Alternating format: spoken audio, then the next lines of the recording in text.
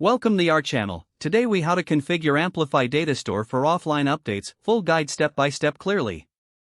To configure Amplify DataStore for offline updates, start by ensuring you have the necessary environment set up. Install the Amplify CLI if you haven't already done so. Open your terminal and run the command to initialize a new Amplify project. Follow the prompts to configure your project with your preferred settings. Next, add the DataStore category to your project by running the appropriate Amplify command. Afterward, choose the option to use an existing backend or create a new one depending on your needs. Once the DataStore is added, define your data models using the GraphQL schema. In your schema, specify the attributes and types that your models will contain. After defining your models, run the Amplify CodeGen command to generate the necessary code. Next, push your changes to the cloud by using the Amplify push command. This will synchronize your local model definitions with the cloud. To enable offline capabilities, ensure that your app's configuration includes the DataStore module.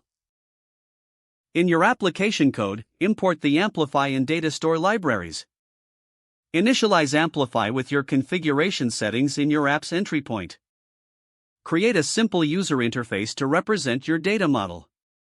Implement CRUD operations in your application for data manipulation. When implementing these operations, ensure you use the DataStore methods for creating, updating, and deleting items.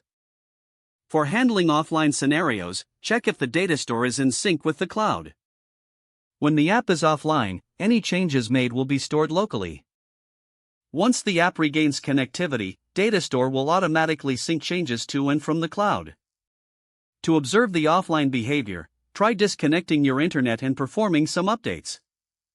Reconnect to the internet and confirm that your local changes have synchronized. Ensure to test thoroughly across different devices and scenarios. Keep an eye on the Amplify documentation for any updates or changes to the DataStore feature.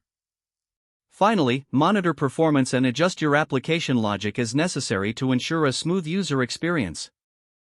If the page does not load, refresh the browser or try again in a private or incognito window.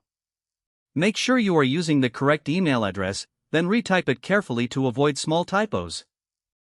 If your password is not accepted, use the reset option and create a new strong password you can remember. Don't forget to like this video and subscribe to our channel for more step-by-step tech guides.